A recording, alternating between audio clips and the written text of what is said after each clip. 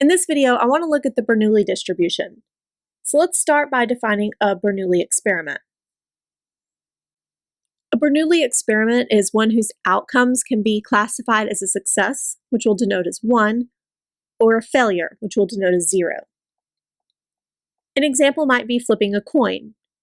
We want to call a heads, so a success would be a heads, a failure would be a tails.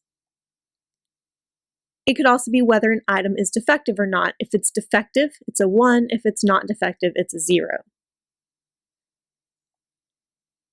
It could also be something like the product lasts more than 1,500 hours in operation or not. So the success would be that it did last 1,500 or more, and the failure would be it did not.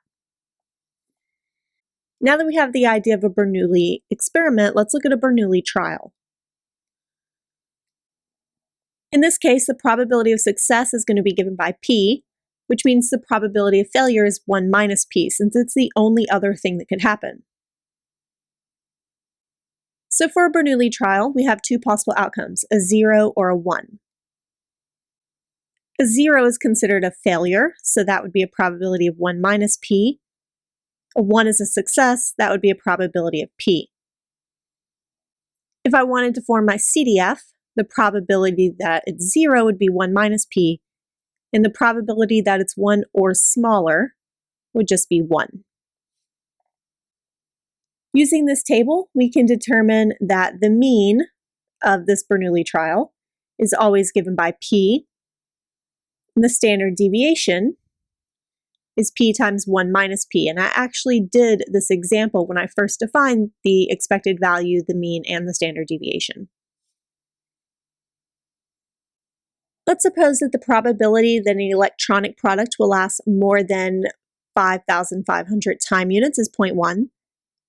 We're going to let X take the value of 1 if a randomly selected product lasts more than 5,500 time units, and the value of 0 otherwise. Let's find the mean and the variance. Well, the mean, as we said previously, is going to be equal to P, the probability of success, which is 0.1. The standard deviation, or the variance, is going to be equal to P, which is the 0.1, times 1 minus P. So in other words, 0.1 times 0.9, or 0.09.